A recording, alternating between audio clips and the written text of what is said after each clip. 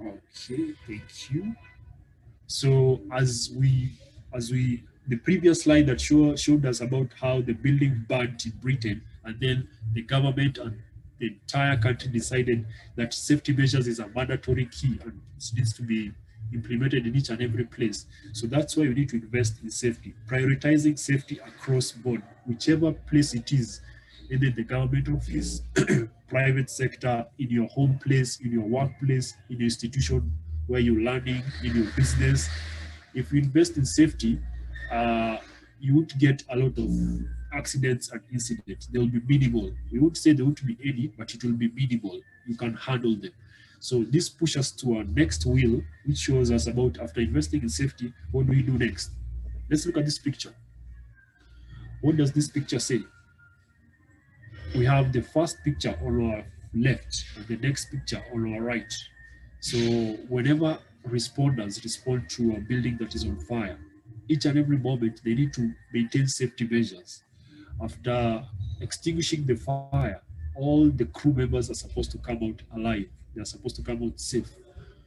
Not only firefighters only, but also the building itself when it was being designed, constructed, of all the safety measures were in place, we couldn't have this huge fire. We could have had it controlled easily and faster. Again, it falls back to the professionals, like the way the picture on our right. The gentleman is properly dressed from top to toe, properly donned, ski bar on the face, turnout gear, safety, fireman's boots, gloves.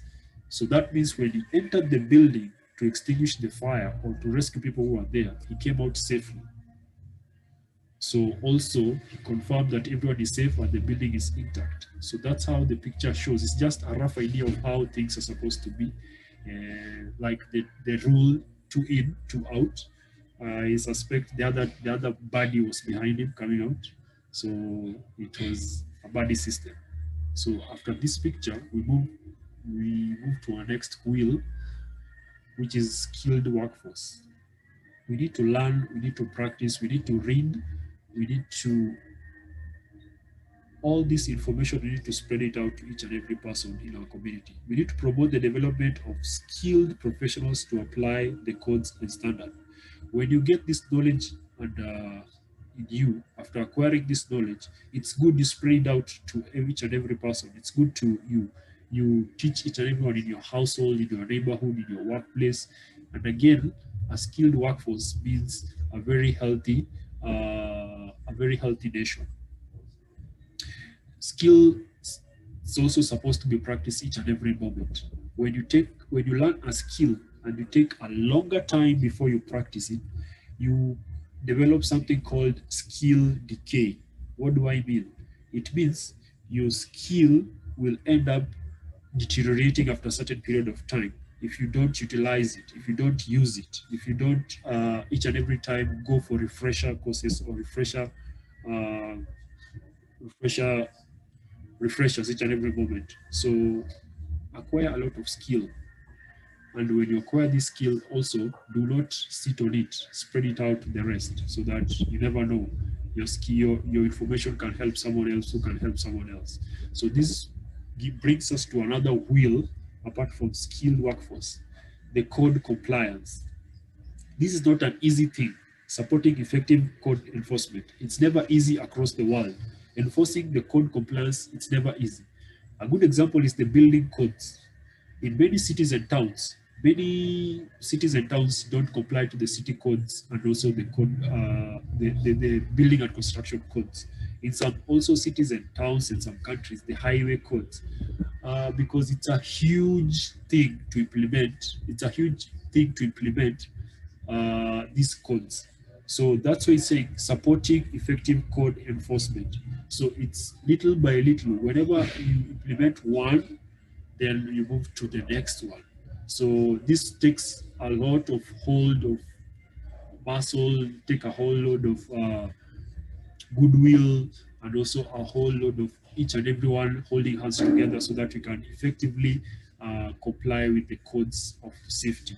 So it pushes us to our next wheel, which means after you comply with the code, you do preparedness and emergency response. How do we do preparedness and emergency response? Providing effective preparedness and response capabilities to deal with the fire, electrical, and related hazards. You can do emergency fire drills. You can do mock drills. You can prepare your staff by giving them knowledge, taking them through a course, taking them through an awareness.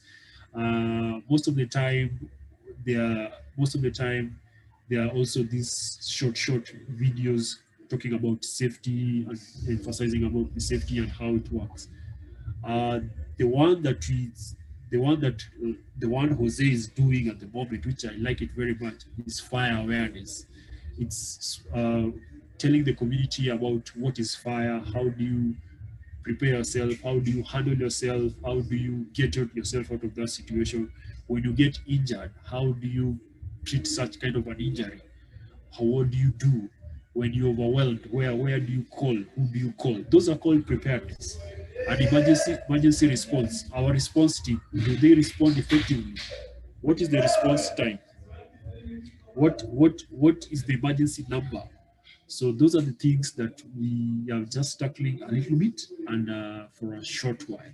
So this is the wheel that will push us to a next item, in which I think before we get to this informed public, education and public about the dangers posed by fire and electricals, I'd like us to move to the next one, which there's a diagram, there's a picture. I need us to discuss on it a little bit. This one. Thank you very much. So, Howard, can we have a breakout session for 5 minutes so that I have only 2 questions we need to tackle in relation to this picture. Yes. Just give me 2 seconds here. Do you want to put the questions out there first? Yes. Question 1 is what safety measures can we put in place in such an environment? What safety measures? I'll put those in the chat so yes. people have those. Okay. So question 1 is what safety measures do we need to put in such an environment? What kind of safety measures do we need to put in such kind of environment? Question 2. Okay. Question 2, how do we handle such kind of an emergency?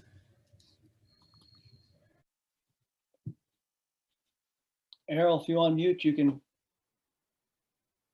take it back over. Thank you very much.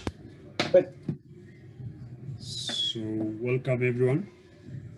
How was the discussion? We can start each group by group doing the presentation. Group 1.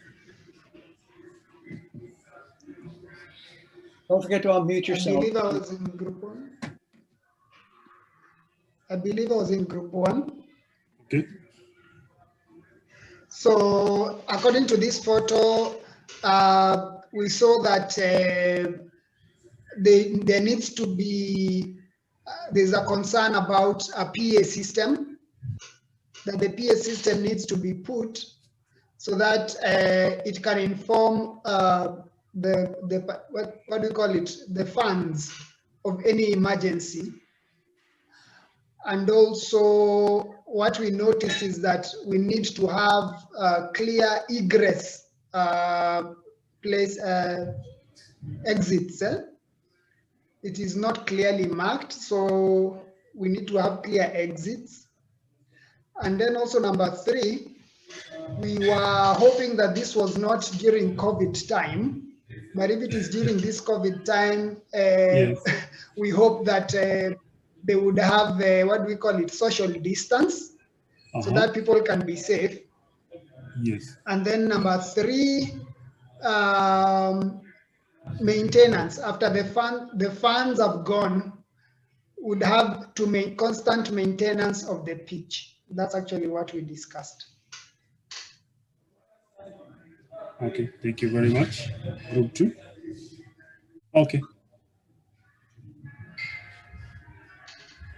Okay, so we can still continue.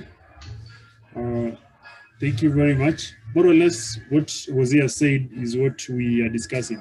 During now, in this COVID era, we have a lot of adjustments. And also, before even all this crowd comes in, also those measures need to be in place. The government needs to know, people need to adhere to the government rules, the safety standards, the codes, the seating arrangement, the egress, and also the PA system.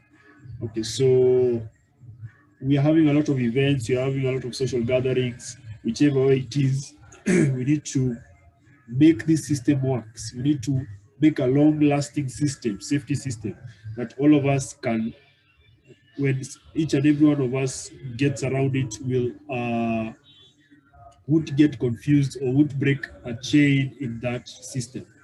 So moving on to our last we went to this, we went to let's go back a little bit. The second the slide before.